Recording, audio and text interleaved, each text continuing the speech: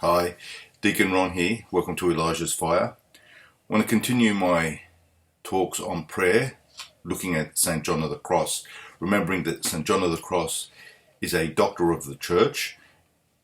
So this is the way the church is telling us that his teachings are extremely important and are to be taken very seriously, and they are solid guides for the spiritual life. And for St. John of the Cross, the goal of the spiritual life is union with God through faith and love. Union with God through pure faith, pure love. And he says the path to that union is the dark night of the soul. And he divides that night into two nights, the night of the senses and the night of the spirit. So he's saying that in this night, everything we can experience through the senses, or everything we desire through the senses, is darkened. So he talks about the darkening of what he calls inordinate desires, the excessive desires for privileges, for power, for pleasure, for prestige, for possessions. These excessive desires that we have that take us away from our love of God. These things must be darkened as much as we can in our life with the help of God's grace. And he also talks about the night of the spirit. These are the spiritual things. Everything we can understand, everything we can imagine, everything we can feel is not God in himself. So these desires for spiritual experiences must also be darkened. And remember that in the beginning of the poem called The Dark Night, John says that he is fired by love's urgent longings. He leaves his house being now all stilled, fired by love's urgent longings. His house is symbolic of his self, his soul, and the desires of his soul have been stilled. Why? Because he's been urged by love to seek Christ. So it's important to understand this, that sometimes people have this idea of St. John of the Cross, that he is this sort of extreme ascetic. No, he's a lover, and he's motivated by love. I mean, read his poems, The Spiritual Canticle, and you'll see, it's based on the Song of Songs. So his whole spiritual approach is one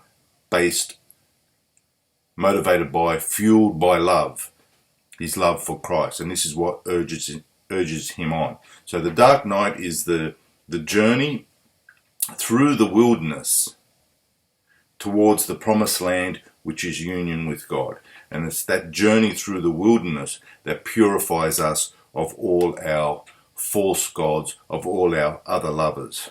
It's a difficult journey. It's the cross. St. John of the Cross speaks very much out of what we call the Epiphatic tradition in the spiritual life. It's a big word. It simply means that there's two traditions in the spiritual life, the Cataphatic and the Apophotic. Cataphatic is coming to God through what we can know and understand. We say God is love, God is mercy, God is justice, God is truth. These are terms we can understand. But it's balanced out by the Apophatic tradition, which says that anything we can understand of God must also be sort of qualified by appreciating that we are limited in our understanding of God. God is the ultimate mystery. God is beyond anything we can understand. So yes, we can say God is love, but he is love in a way that transcends anything that we can fully understand. Okay, that's the Apophatic tradition. So in this tradition, and this is very true of Maronite spirituality and Eastern Christian spirituality, God is the ultimate mystery. The mystery that is beyond our understanding, beyond our intellects. If you can understand it, it's not God. As St. Paul says, also Isaiah says it, what no eye has seen, what no ear has heard, and what no human mind has conceived, these things God has prepared for those who love him. So it's beyond anything we can see or hear or understand or conceive. So what St. John is doing is he wants to lead us from in the night of the Spirit, he wants to lead us from the use of our intellect, our imagination, our feelings, which in the beginning are important for prayer. And we should always use them as long as they help. But John will say that there comes a time, if you persevere in the spiritual life, where you no longer have the desire, and you no longer receive the benefits from using your intellect, from using your imagination, from using your feelings, from using what John calls your discursive reasoning. And so he will say that that is a sign from God that is leading you into a more contemplative form of prayer, a simpler form of prayer, a prayer beyond words, beyond images, beyond understanding. In the classic book on contemplation called The Cloud of Unknowing, the author says that we must place everything under a cloud of forgetting in order to seek God through faith and love in a cloud of unknowing.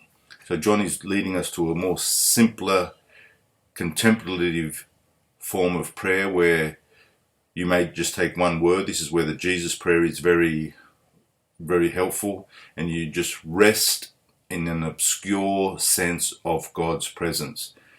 It's a loving, faith-filled awareness of the presence of God beyond images, beyond thoughts. And just let me read you something from St. John of the Cross, just so that you know that I'm not making all this up myself. This will give you a sense of St. John of the Cross. It's from the Ascent of Mount Carmel,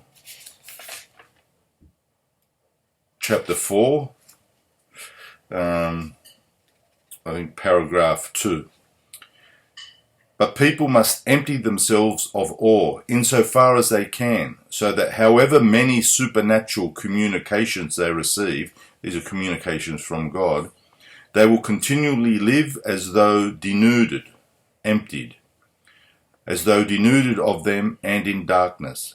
Like the blind, they must lean on dark faith, accept it for their guide and light, and rest on nothing of what they understand, taste, feel, or imagine. So faith, pure faith, is the guide. All these things, anything you can understand, taste, feel, are darkness and will lead them astray. Faith lies beyond all this understanding, taste, feeling, and imagining. If they do not blind themselves in these things and abide in total darkness, they will not reach what is greater. And that's the experience of God through pure faith. Thank you for listening. God bless you.